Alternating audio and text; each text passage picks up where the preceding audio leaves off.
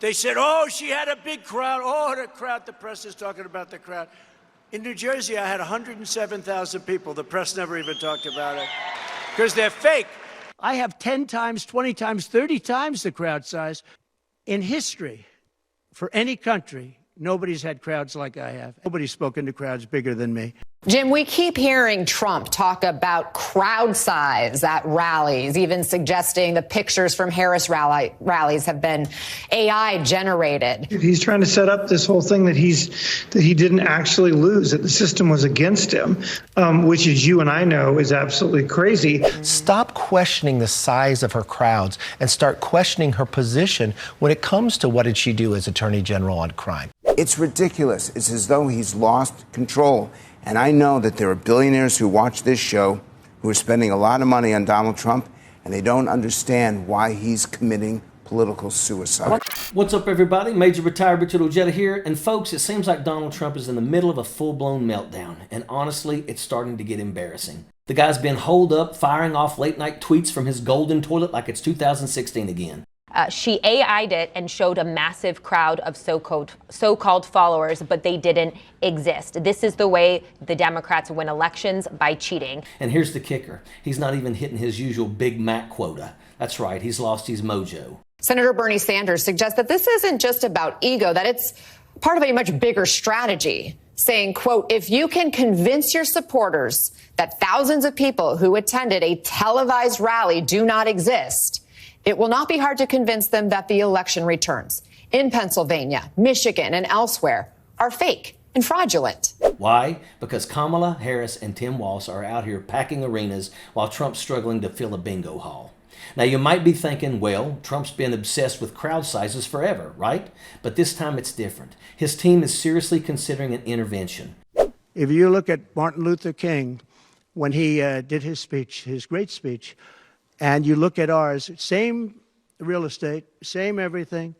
We actually had more people. I was talking to a Trump advisor earlier this morning and asking him about, Trump harping on this crowd size issue and asked, why is he doing this? And the response I got in the text was, quote, no effing clue. Does the Trump campaign need some kind of intervention here? Do they need fresh advisors coming? We've seen some reports that Kellyanne Conway has been making some visits and so on. I mean, it sounds as though he's maybe not listening.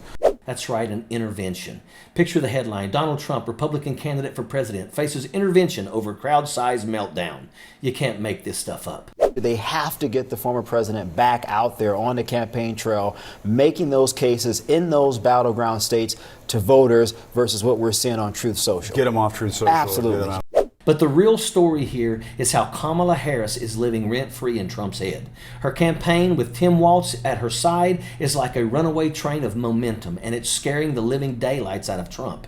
Her crowd sizes are bigger, louder, and, dare I say, more enthusiastic than anything Trump can muster these days, and it's driving him absolutely nuts. They should mock it. This is ridiculous. I mean, it is true that it goes at a perceived strength of Trump, which that he draws big crowds, that he's a showman. But the reality is it's just showing another novel way to get under his skin.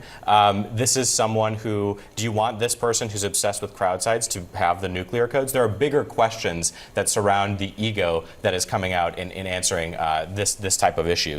Now, you know things are bad when even Trump's closest allies are telling him to knock it off. Kevin McCarthy, usually Trump's biggest cheerleader, went on Fox News and practically begged Trump to stop obsessing over Kamala's crowd sizes. I mean, when your own cronies are telling you to chill, you know you've hit rock bottom. Then there's Peter Navarro. You remember him, right? Fresh out of legal trouble and still somehow clinging to the relevance. He's telling Trump to lay off the personal attacks on Kamala. When Trump attacks Harris personally rather than on policy, Harris's support among swing voters rises, particularly among women. It's just a fact of life, right?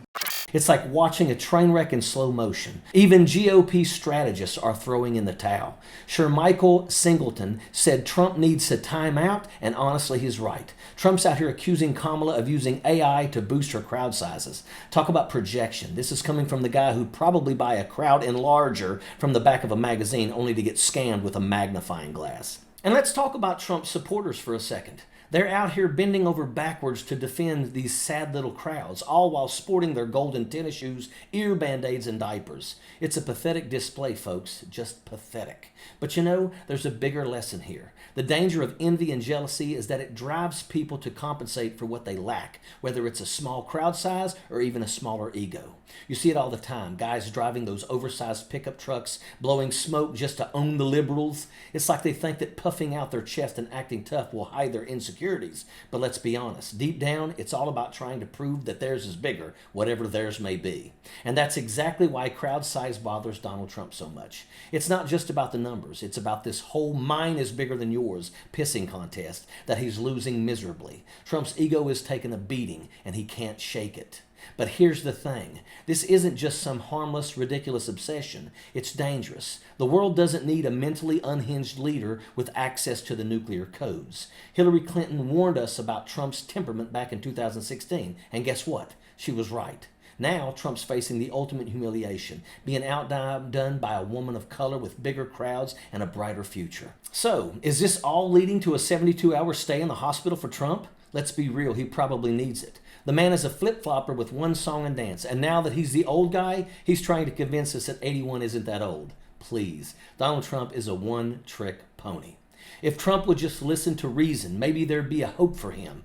But we all know that's not happening. McCarthy's wasting his breath. Navarro is a joke. And the idea of keeping Trump off social media, best one that I've heard all day. So here we are, watching the greatest political train wreck of our time. Jealousy over crowd sizes. Silly. But what's even funnier, Trump supporters trying to defend it. What a bunch of knuckle-dragging morons. Stay tuned, folks. This circus is far from over. And that is an absolute fact. Sappers clear the way, airborne all the way.